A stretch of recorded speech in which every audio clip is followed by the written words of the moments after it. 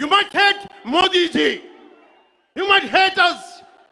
But don't you guys dare to talk about Lord Sri Rama.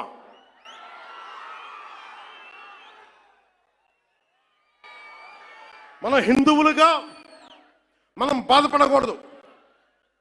రాముడిని తిడితే బాధపడకూడదు, నోరెత్తకూడదు. అన్నాం అనుకోండి, మనం వెంటనే మనం హిందూ మతాన్ని మొదలైపోతాం.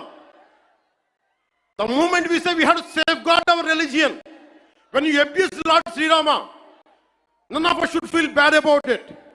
The moment we utter our pain, the moment we say our voice, the moment we say we reflect our pain, suddenly we become Hindu fanatics.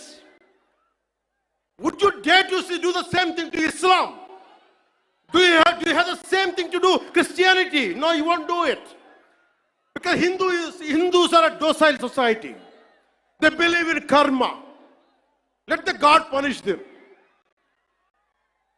Let me tell you, we are deeply hurt.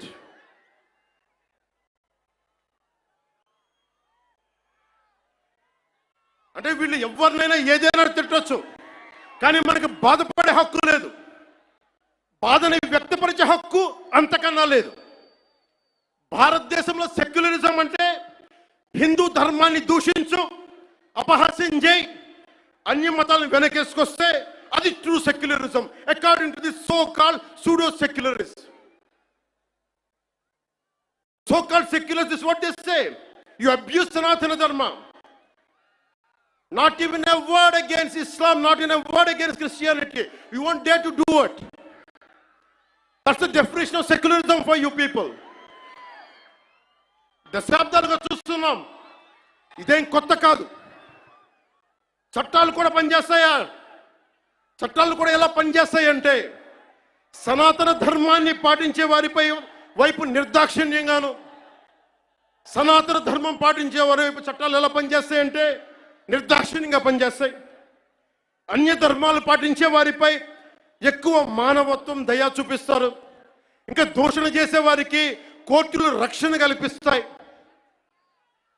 అయిన వాళ్ళకి ఆకులు, కాని వాళ్ళకి కంచాలు. ఇప్పుడు అది కూడా పోయింది, ఆకులు కూడా పోయింది, చేతుల్లో పెట్టి నాక్కోమంటున్నారు సనాతన ధర్మాన్ని ప్రాక్టీస్ చేసేవాళ్ళు. ఇదన్నా సరదాగా చెప్పట్లా. ఈ స్టేట్మెంట్ని సబ్స్టాన్షియేట్ చేయడానికి చిన్న ఉదాహరణ. ఈ మధ్యన ఒక యువ నాయకుడు అన్న మాటలు, సనాతన ధర్మం ఒక వైరస్, దాన్ని అంతం చేస్తాం. మీరు ఇలాంటి స్టేట్మెంట్స్ ఒక ఇస్లాం మీద జరిగితే వెంటనే దేశంలో ఉన్న కోర్టులన్నీ స్పందిస్తాయి, నిర్దాక్షిణ్యంగా శిక్షిస్తాయి. కానీ సనాతన ధర్మాన్ని బూతులు తిట్టండి, శ్రీరామచంద్రమూర్తిని పాదరక్షలతో కొట్టండి, అమ్మవారిని తిట్టండి, సరస్వతి అమ్మవారిని ఏదైనా చేయండి, ఒక కోర్టులో మాట్లాడ భయపడతాయి కోర్టులు కూడా.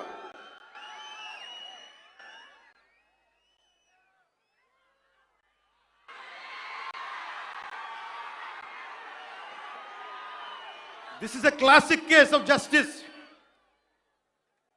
Law applies weakly to the strong and strongly to the weak. This proves majority means not necessarily strength. It could be a weakness also.